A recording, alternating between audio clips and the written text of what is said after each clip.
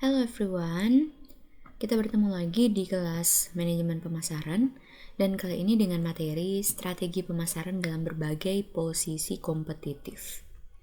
Apa saja yang akan kita bahas hari ini? Jadi ada 4 strategi kompetitif atau strategi posisi kompetitif yang sudah disampaikan tadi, yaitu strategi pemimpin pasar, penantang pasar, pengikut pasar, dan penceruk pasar. Jadi ada 4 posisi kompetitif nih. Posisi kompetitif tuh apa sih? Nah, nanti kita lihat. Jadi setelah kita mengetahui posisi kompetitif tuh apa, terus kita bisa lihat juga strategi-strategi apa yang bisa mereka pakai. Karena nanti kalian, di bisnis kalian yang akan kalian jalankan ini ya, kalian itu harus mengetahui kalian berada di posisi mana nih. Apakah pemimpin pasar, pengikut, penantang, atau penceruk pasar? Kalau mau dibilang pemimpin pasar mungkin belum bisa ya, karena kan baru masuk. Dan sudah ada nih pemimpin pasar yang terlebih dahulu. Kecuali memang produk kalian ini baru sekali, belum pernah ada yang membuat atau memiliki produk seperti itu, maka kalian bisa dikategorikan sebagai pemimpin pasar.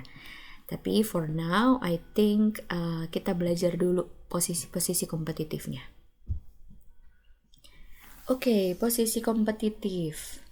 Di sini saya ada semacam perkataan dari Sun Tzu yang diambil dari buku The Art of War. Kalimatnya seperti ini. The art of war teaches us to rely not on the likelihood of the enemy not coming, but on our own readiness to receive him. Not on the chance of his not attacking, but rather on the fact that we have made our position unassailable. Maksudnya apa sih ini kalimat bijak ini? Jadi dalam dunia bisnis itu sama aja dengan peperangan. Ya, ingat-ingat. Dalam dunia bisnis itu sama aja dengan peperangan. Maka seni perang itu mengajarkan kita untuk tidak rely itu kepada kemungkinan si enemy itu nggak akan nge-attack kita. Jadi jangan pernah berpikir bahwa kita tidak akan memiliki saingan, enemy di sini. Tapi kita harus lebih rely kepada kesiapan kita untuk menerima segala tantangan. Itu. Kita harus siap menerima segala tantangan karena pasti akan ada banyak penantang baru. Oke. Nah, posisi kompetitif itu adalah posisi kalian seperti misalnya kalian market leader. Berapa persen yang kalian miliki dari seluruh market yang ada untuk produk tersebut gitu. Terus apakah kalian itu ada penantang pasarnya? Apakah kalian mungkin produk yang sama tapi memiliki hanya sedikit lebih kecil pangsa pasar?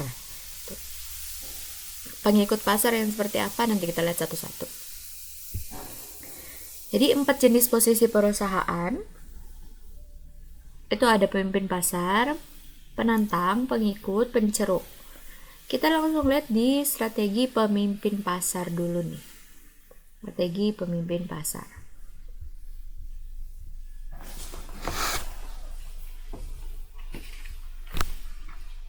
Oh iya, sebelum masuk ke situ, saya jelasin dulu yang tadi ya. Kok malah udah kelewat. Yang ini. Jadi pemimpin pasar itu perusahaan yang diakui oleh industri sebagai pemimpin. Seperti yang saya bilang tadi ya, jadi dia pangsa pasarnya tuh besar, 40% atau lebih mungkin dalam produknya yang relevan. Terus lebih unggul juga dibandingkan dengan perusahaan-perusahaan yang lain dalam misalnya produk baru, perubahan harga, cakupan saluran distribusinya itu paling luas. Jadi kayak produk mana sih yang paling, misalnya kayak itu ya, minuman kayak Coca-Cola dan kawan-kawannya. Produk mana yang paling banyak kalian temukan di seluruh Indonesia? Itu yang maksudnya cakupan pasarnya atau cakupan distribusinya paling luas. Terus juga intensitas promosinya. Nah, habis itu dia juga merupakan pusat orientasi daripada pesaing. Jadi, pesaing-pesaing yang ada, yang mungkin baru datang atau yang sudah ada sekarang, itu semuanya ingin menyerang si market leader ini. Misalnya dia mau diserang, kayak ditiru, dihindari. Jadi dia jadi kayak orientasinya. Contohnya, kalau yang masuk ke dalam kategori pemimpin pasar itu kayak Coca-Cola, terus ada General Motors, mobil. I don't know kalau yang restoran fast food itu apakah McDonald's mungkin atau Burger King ya. Terus juga ada mungkin kayak Google, Canon, dan lain sebagainya.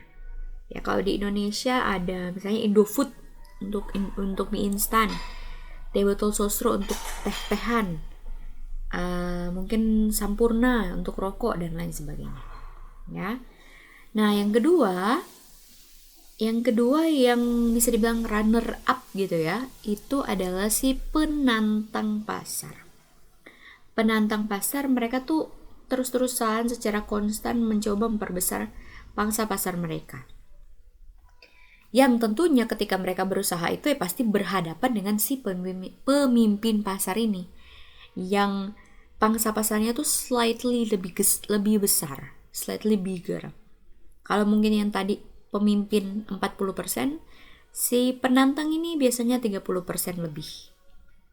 Terus mereka selalu berusaha mencari kelemahan dari si pemimpin pasar ataupun perusahaan-perusahaan lain.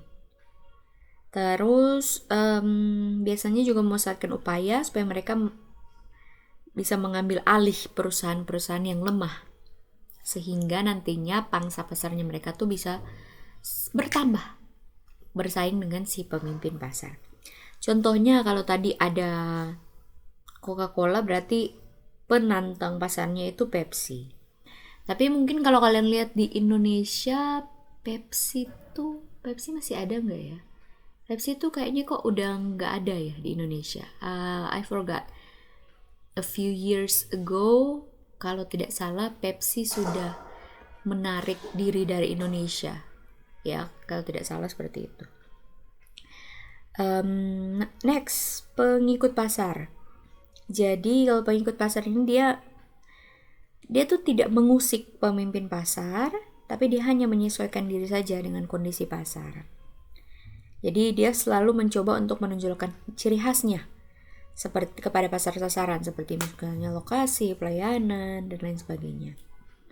Terus si pengikut pasar ini lebih memilih untuk meniru produk atau strategi daripada menyerang mereka. Jadi mereka bisa dibilang sedikit meniru sih di sini kalau si pengikut pasar ini.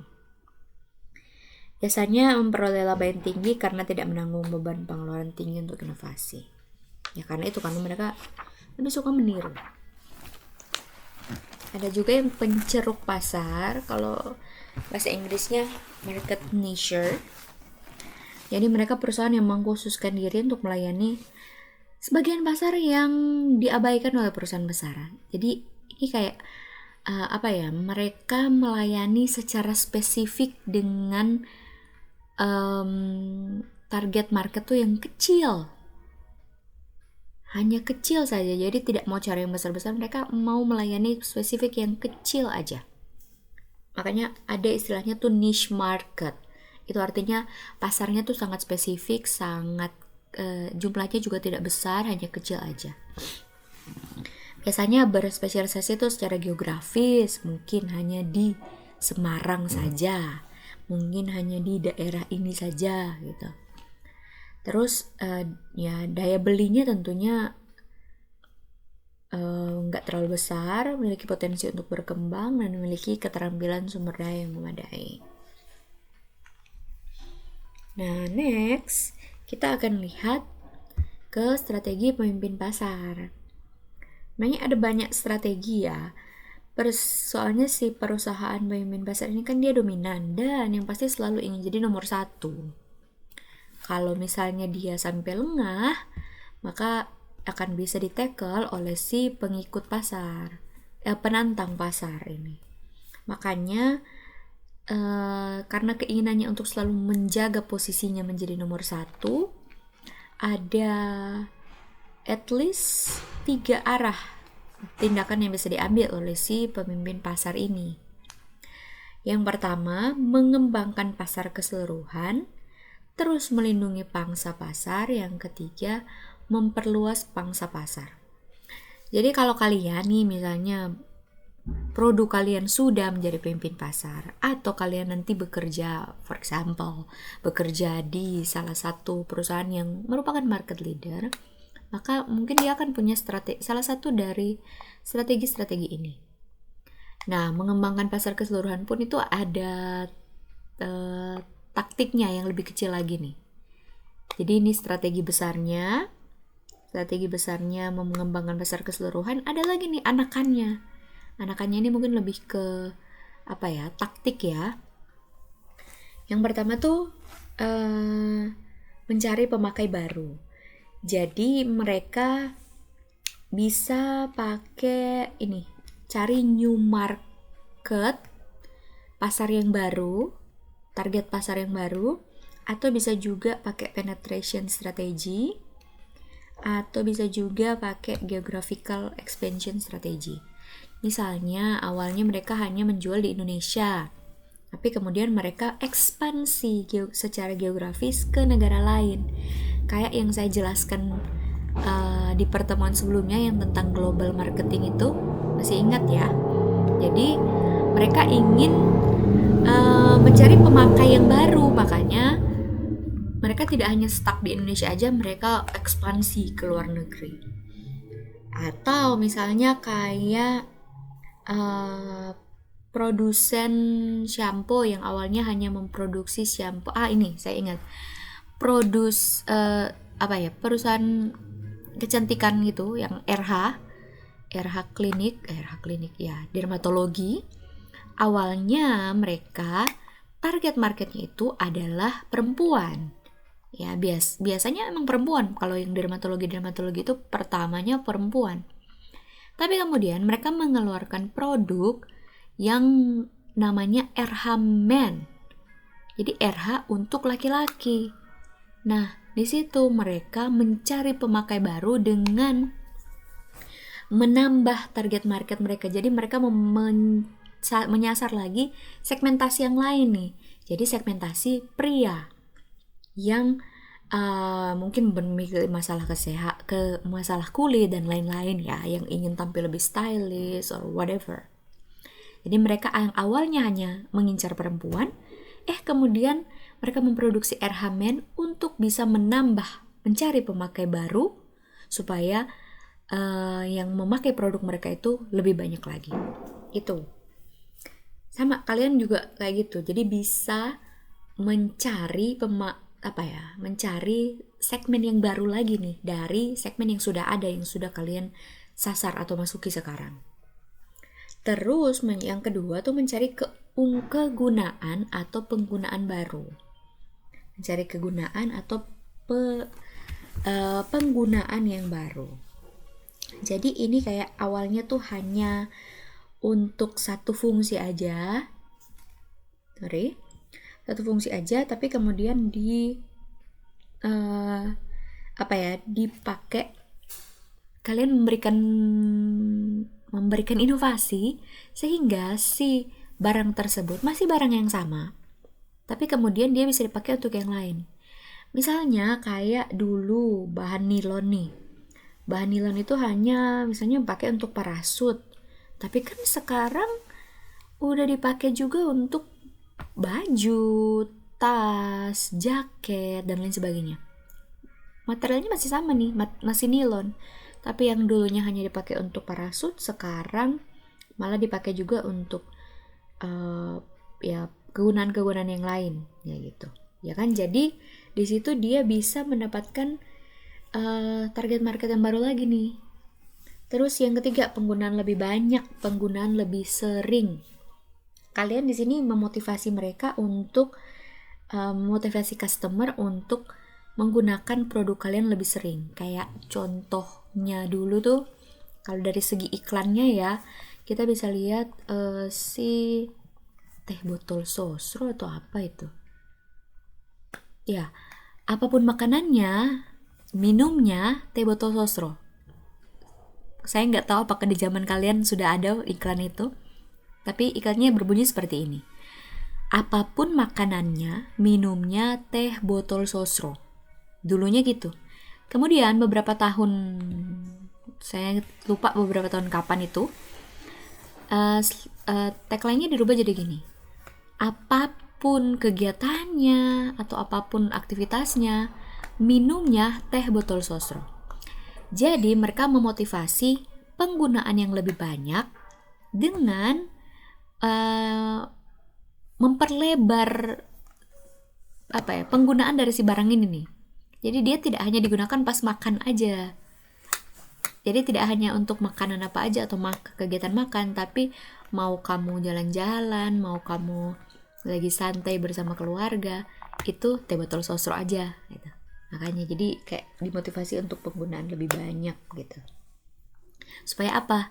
Ya supaya kalau semakin sering digunakan kan semakin tinggi penjualan, semakin banyak produksi, semakin banyak untung. Kayak gitu. Terus ada juga yang mungkin awalnya banyak ya yang kayak trik-trik di iklan gitu, yang mungkin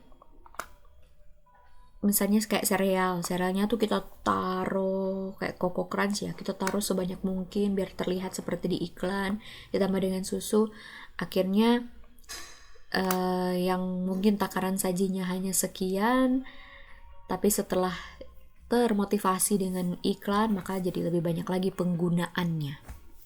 Itu ya. Itu baru strategi yang pertama nih. Udah panjang. Strategi yang kedua, melindungi pangsa pasar. Wah, ini seperti strategi perang sebenarnya. Jadi mereka melindungi pangsa pasar mereka. Ada 6 posisi atau 6 strategi.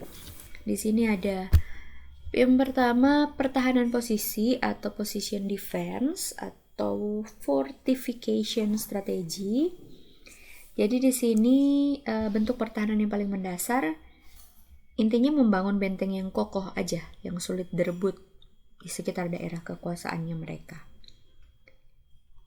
Terus di sini contohnya ada Henry Ford dengan mobil hitam model T-nya berjaya di abad 20 akhirnya jatuh karena tetap mempertahankan mobil model tersebut gitu. Padahal konsumen menuntut model yang lebih bervariasi. Nah, pertahanan yang bijaksana itu kalau misalnya dia bisa diversifikasi usaha. Agar apabila satu unit bisnis diserang, ditaklukkan pesaing, perusahaan yang lain tidak langsung mati. Terus juga di sini kayak misalnya Coca-Cola, mereka kan terus menerus berusaha untuk mendiversifikasi pasarnya mereka. Ada yang ke peralatan penyulingan air, plastik, dan lain sebagainya. Terus yang kedua ada pertahanan menyamping, flanking defense. Flanking defense itu seperti dia mau menjaga daerah kekuasaannya. Jadi misalnya kayak supermarket mereka bikin sendiri kayak hypermart gitu, mereka bikin sendiri roti atau makanan lain yang memperkuat bauran pemasaran, bauran berbagai makanan eceran untuk melakukan pertahanan menyamping ini.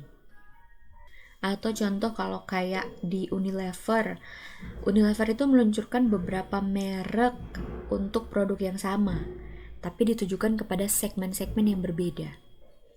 Contohnya kayak Lux, Citra, Vinulia, Lifebuoy, Rexona, Impulse, Denim, dan seterusnya. Jadi produknya sama, ya sama-sama produsennya Unilever, tapi mereka menyasar segmen-segmen yang berbeda. Tentu dengan spesifikasi yang berbeda-beda pula. Kayak gitu.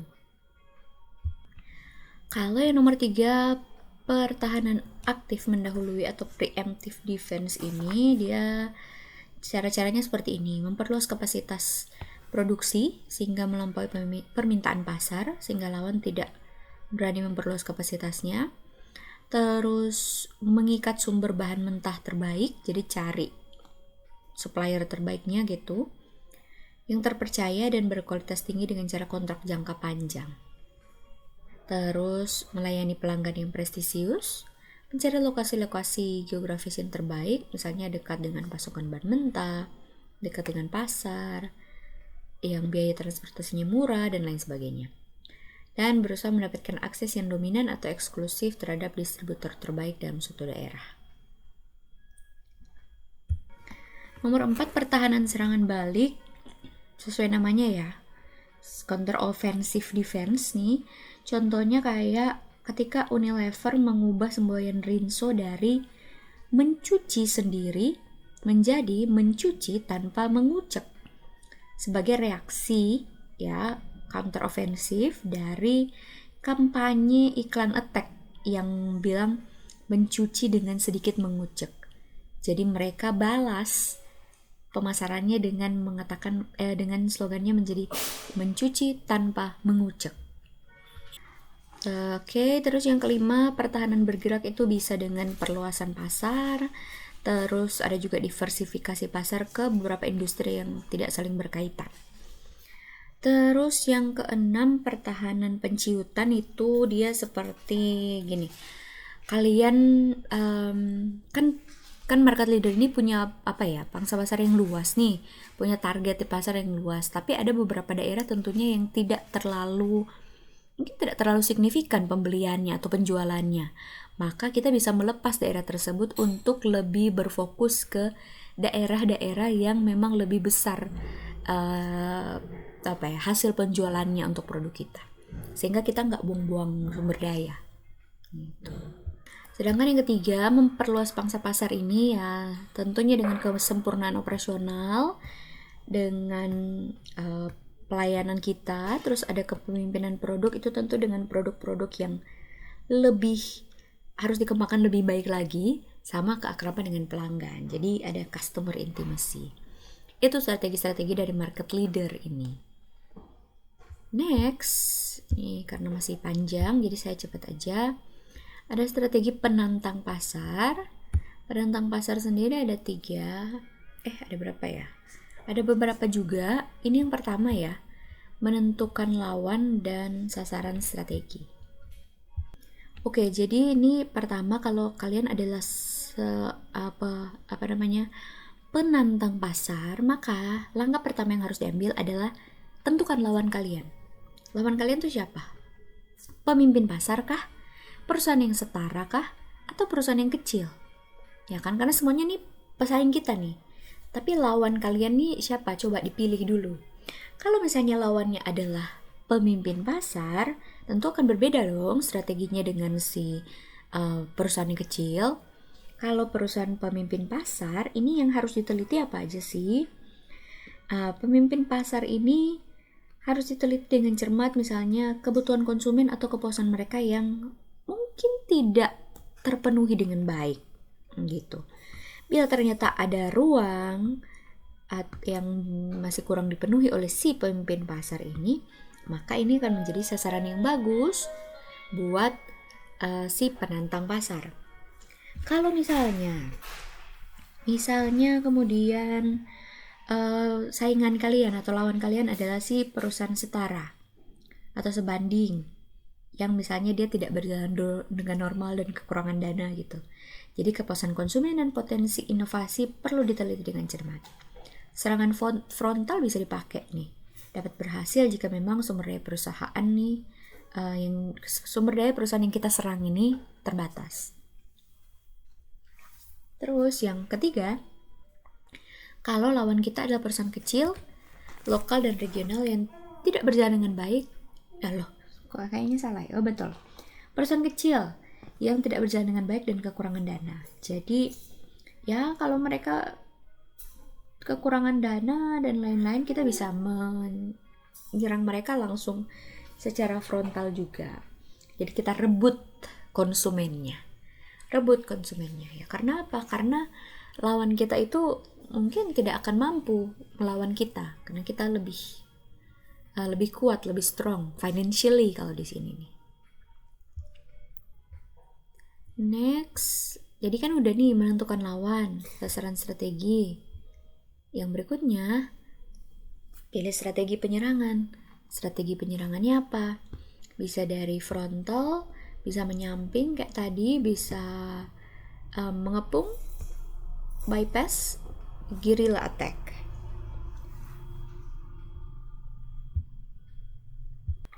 Penerapannya bisa macam-macam ya. Kalau misalnya yang serangan frontal ini ya jelas-jelas langsung ke hadapan dari saingan kita itu. Misalnya aja kayak kalau pakai di iklan tuh bikin iklan perbandingan, comparison ads. Kalau di luar negeri tuh comparison ads itu udah sangat wajar. Tidak seperti di Indonesia yang masih menjaga apa ya? Masih saling menjaga lah. Tapi kalau di luar negeri itu udah frontal banget mereka. Kayak Pepsi sama Coca-Cola. Coba kalian cari contoh iklannya. Terus juga misalnya membuat produk yang menandingi produk pesaing, modelnya sama, terus menurunkan harga, mendirikan pabrik baru dengan lokasi yang berdekatan dengan pesaing, jadi kayak gitu. Jadi udah frontal aja. Tuh. Terus kalau flanking attack ini serangan menyamping, yang jadi sasaran kelemahan lawan ini bisa segmen pasar yang terabaikan atau kurang diperhatikan, jadi diserang dari samping. Terus daerah geografis di mana lawan memiliki pangsa pasar yang lebih kecil. Jadi kita serangnya itu tidak serang ke depan, tapi serang dari samping. Kita serang dari daerah-daerah yang kecil. Kita cari daerah kecil yang mungkin penjualan mereka tuh hanya kecil aja, tidak lebih tinggi dari kita. Kita serang di situ. Terus juga situasi di mana kualitas dan kinerja produk lawan kurang baik dan ada peluang untuk menarik para pelanggannya, atau mungkin customer service-nya kurang memadai. Jadi cari kelemahan lah kalau si flanking attack ini. Nah, terus kalau yang serangan mengepung, sesuai namanya ya, berarti dia ngepung. Dia nyerang ke semua sisi. Sehingga yang menjadi sasarannya ini, yang menjadi lawannya ini harus mati-matian juga menjaga. Ya, jadi mereka contohnya nih kayak PT Santos Jaya Abadi, mereka memasuki beberapa segmen pasar baru, misalnya melalui kopi merek Excelso dan Santos yang ditujukan untuk melayani premium seperti kopi ABC, yang Kapten dan Yes yang diarahkan pada segmen bawah. Jadi ada produk yang mereka produksi untuk segmen atas, ada yang untuk segmen menengah, ada yang segmen bawah.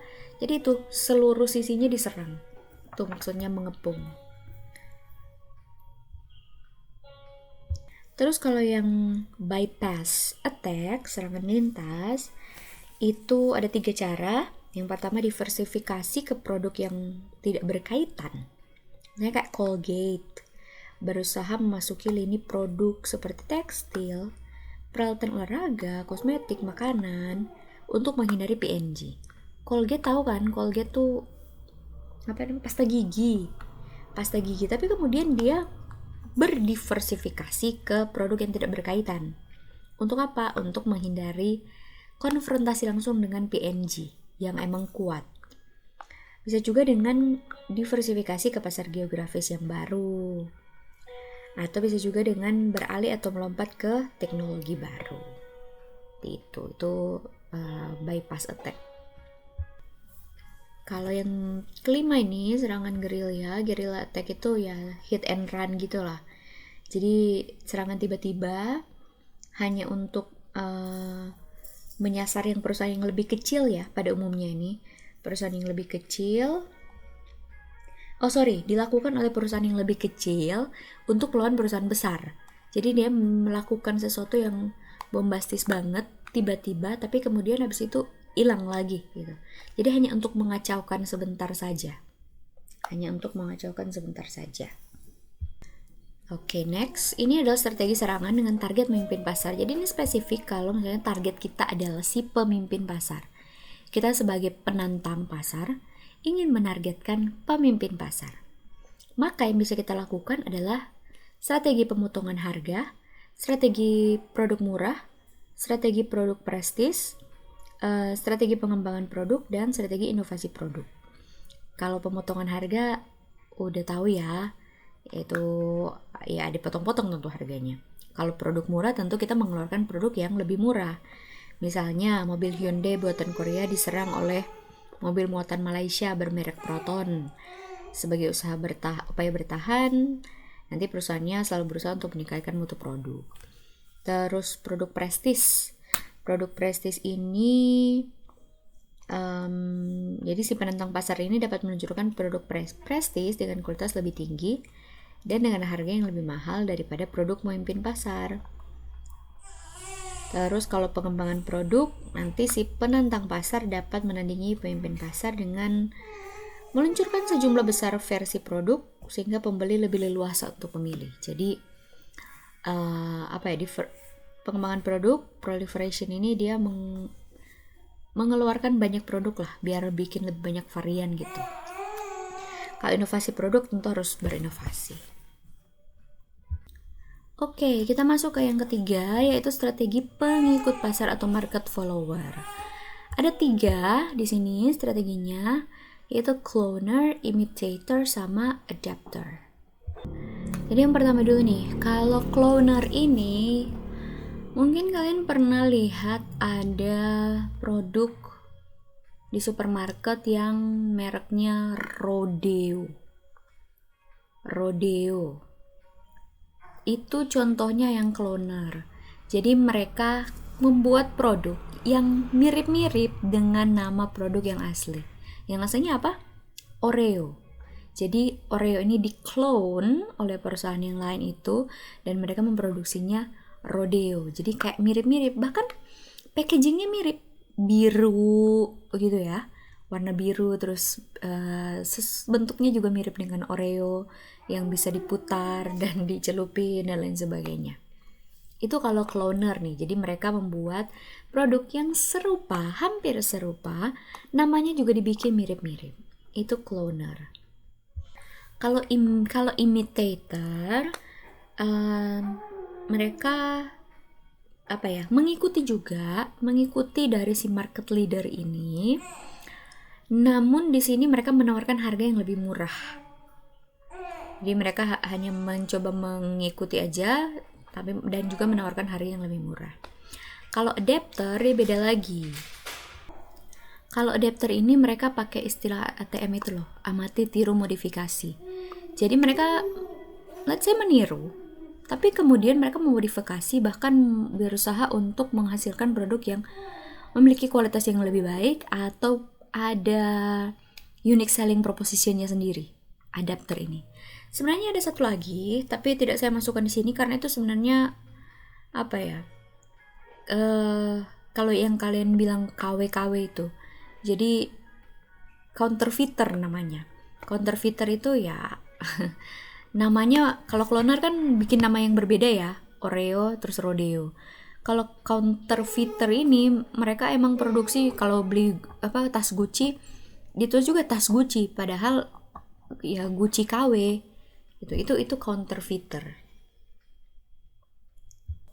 And the last one is strategi penceruk pasar atau market niche. Di sini ada banyak strateginya. Spesialis pemakai akhir, tingkat vertikal, dan lain sebagainya. Oke, jadi karena seperti yang saya bilang tadi ya, kalau yang penceruk pasar ini mereka berfokus kepada target pasar yang kecil. Nah, makanya sesuai yang tertulis di sini, kalau yang strategi yang bisa dipakai itu spesialis pemakai akhir, berarti mereka berfokus kepada yang pemakai akhirnya. Contohnya kalau misalnya kayak pengacara, mereka ada pengacara yang khusus untuk hukum pidana, hukum dagang, atau perdata, dan lain-lain gitu. Jadi ada spesifikasi untuk pemakai akhirnya yang seperti apa. Yang kedua, spesialis tingkat vertikal itu berarti si perusahaan mengkhususkan diri pada tingkat tertentu dalam proses distribusi gitu. dalam rantai pasok. Jadi misalnya kayak perusahaan tembaga atau apa, dia jadi apa ya, memasok barang setengah jadi atau bahan mentah atau barang jadi ada di tingkat vertikalnya yang untuk rantai pasok ini, supply chain, mereka mengkhususkan diri di situ. Kalau ukuran pelanggan sesuai namanya ya, berarti kepada pelanggan kecil, besar, sedang, dan lain sebagainya. Spesialis pelanggan tertentu itu berarti mereka hanya melayani pelanggan tertentu. Jadi ada kan perusahaan kayak apa ya, misalnya pabrik, produsen gitu, mereka hanya melayani misalnya packaging botol untuk perusahaan tertentu, perusahaan Coca-Cola atau apa gitu misalnya. Kayak PT Andarila Plastik, jadi mereka tuh hanya melayani si Aqua, untuk botol Aqua aja. Jadi spesialis pelanggan tertentu. Kalau spesialis geografis berarti hanya di geografis tertentu ya, daerah geografis tertentu aja. Terus spesialis produk atau lini produk, jadi mereka hanya memproduksi satu produk atau satu lini produk aja. Kayak misalnya Intel hanya memproduksi chip komputer aja, atau Rodenstock hanya memproduksi kacamata sama lensanya gitu. Jadi mereka fokus di situ. Ya kan, niche market. Terus kalau yang nomor 7, spesialis karakteristik, fitur atau ciri produk, ini kayak Tropicana yang hanya memproduksi ya, lini produknya banyak, tapi dia produksi untuk yang let's say yang sehat, yang low kalori, yang untuk diet kayak gitu. Jadi dia spesialis di situ. Kalau nomor 8, spesialis pesanan ini job shop specialist ya, kayak itu ya, tailor. Jadi mereka membuat sesuai dengan pesanan dari customernya mereka. Nomor 9, spesialis kualitas atau harga. Jadi mereka spesial misalnya hanya memproduksi barang-barang yang mungkin harganya yang di atas atau yang kualitasnya bagus, seperti itu. Jadi tidak memproduksi produk lain ya, misalnya sama-sama pulpen nih, ada tuh nama pulpen yang mahal banget, saya lupa. Jadi mereka hanya memproduksi pulpen yang mahal itu, tidak memproduksi pulpen juga tapi yang harganya lebih murah, kayak misalnya pulpen pilot, enggak. Jadi berspesialis di situ, yang kualitasnya bagus, yang harganya mahal, misalnya ya. Terus ada yang spesialis jasa, tentunya menawarkan jasa, tidak lain lagi sama spesialis saluran distribusi. Kalau saluran distribusi ini berarti gini, perusahaan itu misalnya hanya menawarkan produknya itu dari rumah ke rumah. Jadi dia tidak